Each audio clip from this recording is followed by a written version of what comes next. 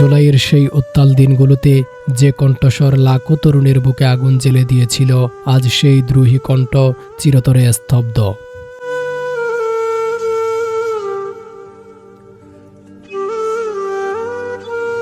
রাজপথের প্রতিটি লড়াইয়ে সাধারণ মানুষের অধিকার আদায়ের প্রতিটি দাবিতে বুক চিতিয়ে দাঁড়িয়ে থাকা শরীফ ওসমান বিন হাদি আজ তিনি নেই। ২৪-এর গণ অভ্যুত্থানের অন্যতম সম্মুখ যোদ্ধা ঢাকার রাজপথে রক্তে রঞ্জিত হয়েছিলেন। গত ১২ই ডিসেম্বর সেই চিরচেনা রাজপথে গুলিবদ্ধ হন তিনি। আর দীর্ঘ ৬ দিনের মৃত্যুর সঙ্গে লড়াই শেষে ১৮ই ডিসেম্বর শেষ নিঃশ্বাস ত্যাগ করেন এই জননেতা।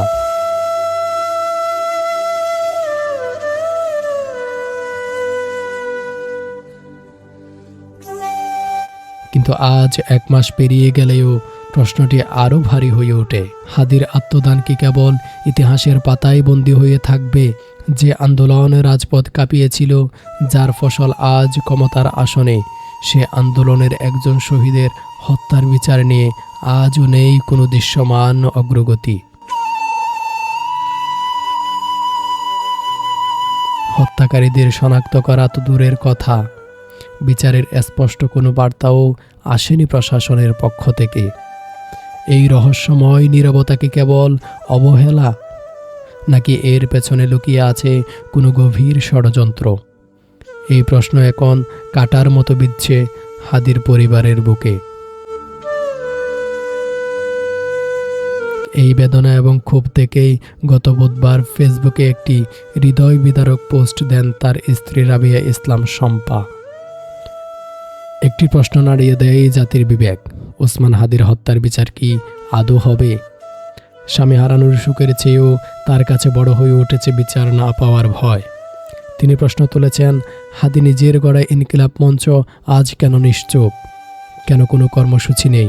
কেন রাজপথ নীরব?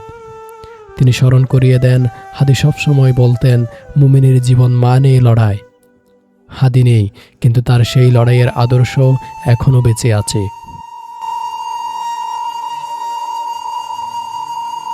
বিচার নিয়ে দীর্ঘসূত্রিতার বিরুদ্ধে তিনি স্পষ্ট ভাষায় জানিয়ে দেন, বিচার হতেই হবে যে কোনো মূল্যে, নতুবা এদেশে আর কোনো বিপ্লবী জন্ম হবে না। একটি গভীর উপলব্ধির কথায় তিনি তার স্ট্যাটাস শেষ করেন, দাসত্বের নিষ্ঠুর নিয়তির বিরুদ্ধে লড়াই সর্বোত্তম ইবাদত। আজ রাজপথে লাড়কু সেই সৈনিকের পরিবার সন্দিহান। বিপ্লবীর রক্ত কি তবে বৃথায় যাবে, নাকি আবার উত্তাল হবে রাজপথ হাদি হত্যার বিচারের দাবিতে? এই প্রশ্ন এখন সচেতন মহলের বিবেককে নাড়িয়ে দিচ্ছে।